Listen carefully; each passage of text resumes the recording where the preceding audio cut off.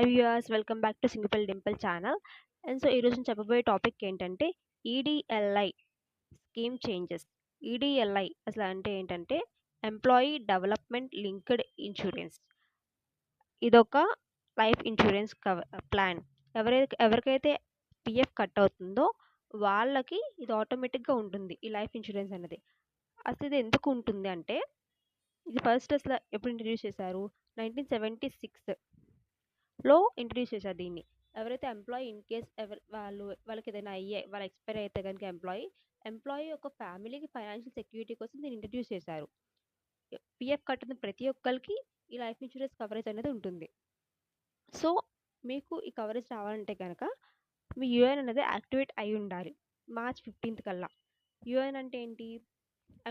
Universal account number అన్నమాట. ఇది PF ఉన్న ప్రతి ఒక్కరికి ఉంటుంది ఈ నెంబర్ అన్నది.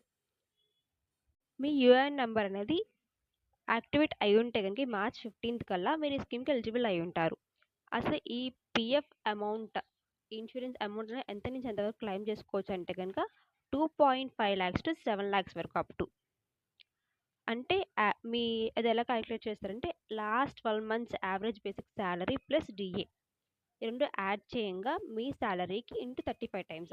అంటే లాస్ట్ బేసిక్ శాలరీ లాస్ట్ 12 monthsగా 20,000 average basic salary 20,000 into 35 times అంటే ఎంత వస్తుంది? 7 lakhs.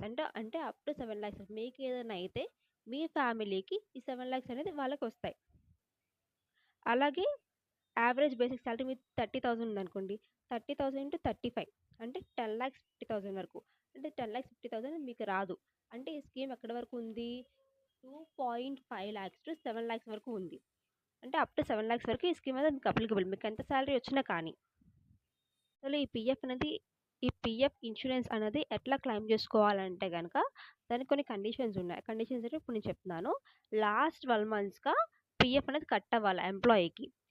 ఎంప్లాయీ ఎక్స్పైర్ అయిన ఎంప్లాయీది డెత్ సర్టిఫికేట్, ఆధార్, పాన్ ఇవన్నీ కూడాను ఎంప్లాయీ వర్క్ చేసిన కంపెనీకి సబ్మిట్ చేయాలి. ఆ కంపెనీ వాళ్ళు పిఎఫ్ వాళ్ళకి సబ్మిట్ చేస్తారు. పిఎఫ్ వాళ్ళు వెరిఫై చేసి ఎవరైతే నామినీ ఉన్నారో ఆ నామినీకి ఈ అమౌంట్ అనేది క్లెయిమ్ అవుతుంది.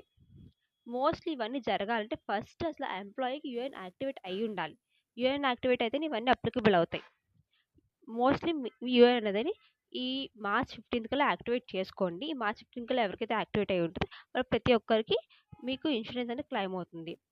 సో ఆ వీడియో అనేది ఎలా యాక్టివేట్ చేసుకోవాలని నెక్స్ట్ వీడియోలో చేస్తాను. మీకు కనుక ఆ వీడియో కావాలంటే కామెంట్ చేయండి, లైక్ చేయండి, సబ్స్క్రైబ్ చేయండి. Thank you for watching.